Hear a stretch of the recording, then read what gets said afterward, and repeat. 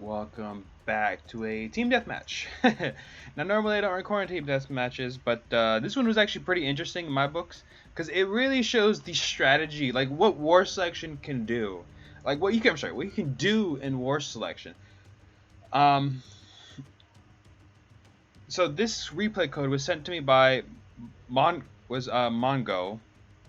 He's actually on this. He's actually on the. He's actually over here. He's actually on the other team. Now, for some reason, whenever I do a replay code, it always says I'm someone I'm not. It always puts me as like the first person.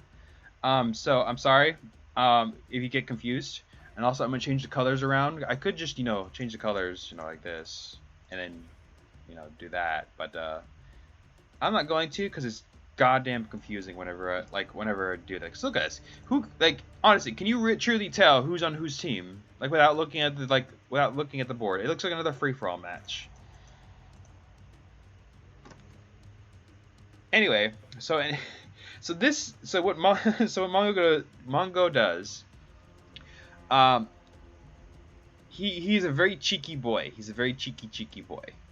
And this is what I actually love about War Station is that you can pull off stunts like this, and still, you can pull off stunts that make no sense, um, and would like downright defy team like the whole team games, and still somehow do all like and still somehow pull a win out your ass. So anyway, we're gonna immediately go. So as you see over here, I'm over on this map. Right here, we get this guy who gets Stone Warrior rushed, and he builds a lot of bulwarks, which is actually smart of him. And he goes straight for the temple, which is actually really smart too, because a lot of the wood goes there. Goes straight for the temple. He again goes over here.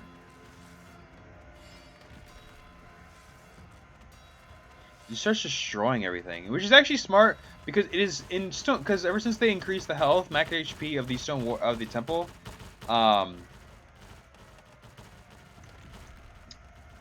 that it's better to just destroy as much as you can. And you see this guy immediately also gets attacked by Noobster, and this guy wasn't prepared and just died. And the good news was this guy had built a lot of towers, but he's going straight for the workers instead, which is smart. He should have put the workers in the tower. But luckily, the remainings of this guy's actually no, never mind. This is actually his spearmen, so this guy had no defenses. Oh no, this is the guy's stone warrior rushing. So he actually managed to kill 2 people before he went down. So props to him.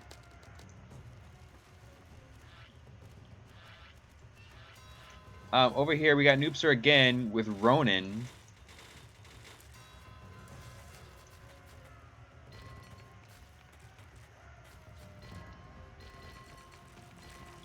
This guy tried to build a wall, but immediately, you can tell when you try to build a wall and you let this happen, you're dead.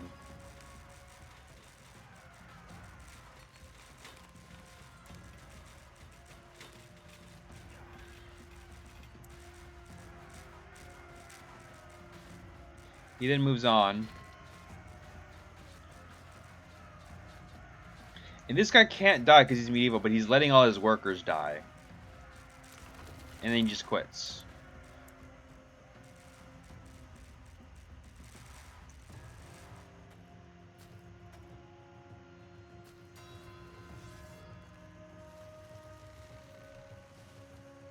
So already you see the problem here. This guy doesn't even have a single tower up. Yep, and he just immediately quits. Just immediately, as soon as the Ronin just show up, he quits. Now, luckily for the rest of the team, they had managed to actually build a wall. So the rest of the teams actually managed to build a wall and defend themselves. This is a highly expensive procedure. Like even if walls are cheaper now than they were before, they are ludicrously like building this many walls is ludicrously expensive and oftentimes downright wasteful. Now I will say walls are perfect keeping cavalry out. They don't keep, you know, they're not in infantry. They're not going to, of course, stop being an enemy, but it's enough to keep them from launching raids. So you see, you know, this guy comes over here and he constantly tries to find openings, which is smart of him. Again, Ronin are powerful. Again, had this guy not been on the wall here, you know, he would have been dead. But again, this is it's kind of like downright, you know, this is kind of like downright sad, honestly. Already we see like, you know, 1, 2, 3, 4, 5, 6 people versus 3. So already it's not looking good. And now I meant this team is way more, I'd say advanced, but some of them aren't even in medieval yet. One of them is not in medieval yet. And actually, it doesn't look like the rest of the team actually has any other form of military.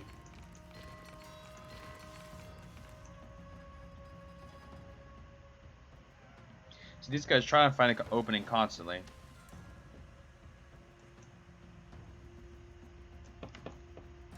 So we skip time. And this is something interesting. Okay, so right here, boom. So Mongo over here had actually built himself some docks. And this is why scouting is very important, especially on the enemy side, because this guy had built his temple next to the water. Now, normally, you know, now again, it's not expected that your opponent is going to attack you back line, especially when you control essentially the sea. Like, are you actually going to expect that? Like, you know, your opponent's over here. Why would they come by the sea? But he then comes over here and destroys this guy immediately.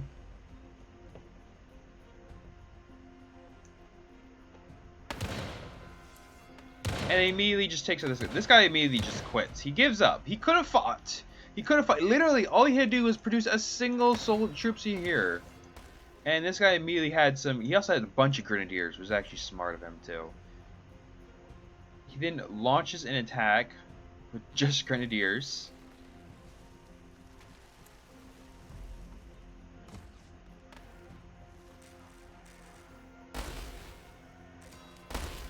And then he kills him. Look at that. 2 shots is all it takes. All it took. Then he comes over here. And unfortunately, it doesn't look like he's able to kill this guy because he had a military. But almost does. And that was... Okay, so this was a perfect move on Mongo's side. And while I speak about that, you can go ahead and watch this, what happens here. So that was a perfect move. So he does something completely illogical to kill 1, 2, 3 people. He fills a bunch of galleons with grenadiers, and then takes 2 out with basically galleons, and then attacks another with grenadiers. So he managed to do basically, I would say, well, we want to be impossible, but he does something completely illogical that the enemy does not expect it, and I love it. That was something I love, like just the completely like illogical, something the enemy would never expect to happen, and a complete waste of resources too, because if it fails, gone. That many grenadiers is expensive. It was a complete waste of resources if it fails, and immediately takes out 3 people. So already, as you see, it was what? It was 6v3. He takes out 3, so there's a perfect even 3v3, and it doesn't look good for this guy, honestly. His wall broke through, but he tries to go straight for the temple with medieval. Like, this is an industrial temple with medieval units. Like, he attacked it with medieval units. Really? Like, had he had elephants, okay, the elephants again could have done something, but yeah, no.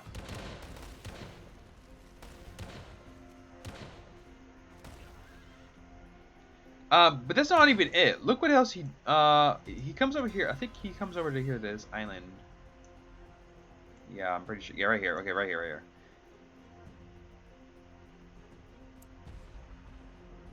He comes over here to this island, builds some warehouses, you know, builds some, and a university, smart. So that way, he should. Okay, so you shouldn't have built the tower immediately. You should have just built the university first, and then get a worker, spawn a worker from it, and then build a tower.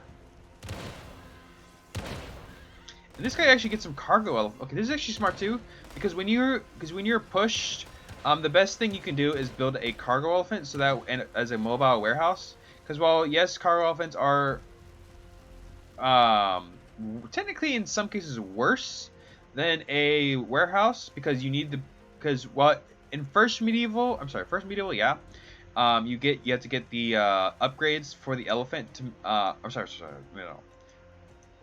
First medieval, getting a car elephant is the same as getting a warehouse, and then second medieval, you need the warehouse upgrade the elephant upgrade to make to give the best. But once you get medieval, you don't need the cargo elephants anymore because it's a waste of resources. Because when you get the university upgrade, like the cargo elephant just wastes resources. You only get like 30 to 35, whereas you can get 45 resources from a normal warehouse.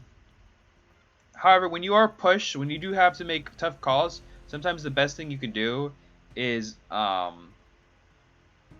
get some cargo elephants. So, anyways, Mongo is not done with surprises just yet. He comes over here to the remnants of this guy's noobster's base, and builds tons of factories. And he has the wonder, and he goes Great Britain. So he's basically locked his opponent down. His opponent now has to attack. The opponent cannot just sit there and let it happen. They still have 40 minutes on the clock, so they have a lot of time. But now they have to actually struggle. And to make matters even worse for the enemy, what is this? Who's are these? Raison builds a bunch of light bombers. Now, unfortunately, these are light bombers, and this guy has tons of soldiers and an anti-aircraft gun. And now he's getting balloons, so it's not looking too good for him. Now, the bright side is Mongo has anti-tank rifles. That's good. Although, I don't think they expect the balloons just yet. Because look how many balloons he's getting right now. So, right here, he honestly should have probably gone after this guy with the balloons. Actually, I think he does.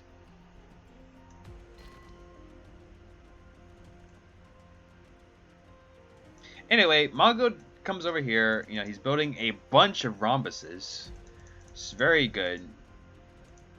Very good. He's getting a bunch of rhombuses. And he comes over here. As you see, the Turkish cannons, while very, very strong, and you see they're doing heavy damage. They have virtually no anti-aircraft, so and like the sheer amount of mortar fire going on here. However, this does expose something. So this does expose this guy's plans of balloons. So now they're gonna be prepared to get. Look at this. They're already getting holy foxes up. And it looks like over here they might be getting. Actually, let me slow down time because two things are happening. Over here. Doesn't look like he's getting anything. Yeah, but fighters would be a very good choice for the airfields right now. So he's not done with surprises just yet too. He finally launches his attack with nothing but rhombuses. Unfortunately, you go in after all these stuff. Now you probably could have been an attack move, but this does give your opponent like realization, and they made it pull back his tanks, and immediately light tanks and howitzers are immediately raining hell on these rhombuses. This guy tries to save his temple, and it looks like he almost will, honestly. But again, he targets the workers.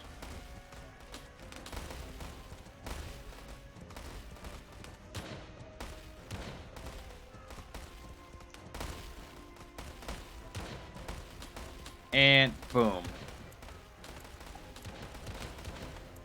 The rest on this, yep, you might as well just leave them to die. They're not used. Like at that point, it wouldn't be any use. But you did manage to take out another player from the game, And then the rest quit. The last person quit.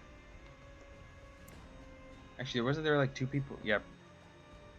Actually, no. Yeah, the last person quit. They all quit. They gave up.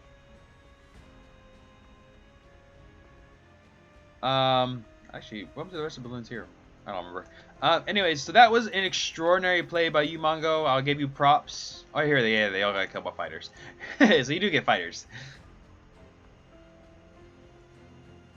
That was an extraordinary play by you, Mongo. Going right here, you're launching grenadiers and then building factories on this side. Spam out rhombuses. Amazing plan. Amazing plan. You did something completely illogical as to do that. And that was the true war selection spirit right there. Just to do because something that doesn't make any sense whatsoever, and you can catch your opponent completely off guard, and then just take out all. Just what? How many? Oh. How many did you take out? So you took out 1, 2, 3, 4. Yeah, you took out 4.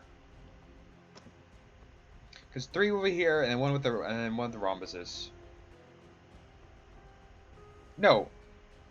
1, 2, 3, 4. Yeah, 4. You almost took out this guy. But yeah, if you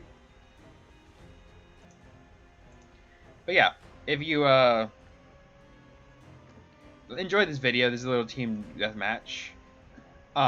Leave a link down, or leave a like, and I will leave a link to my Discord down in the description. If you want to post your replay codes, make it interesting for me, okay? Like this was. This was very, very interesting match of just being a cheeky boy, a cheeky rat boy. To do that, just have the audacity to go behind their lines and launch a surprise attack, taking out 4 of them immediately and just winning the game essentially. Props to you, Mongo. That was very, very smart. So, if you enjoyed this video, leave a like, comment, and I'll see you all next time.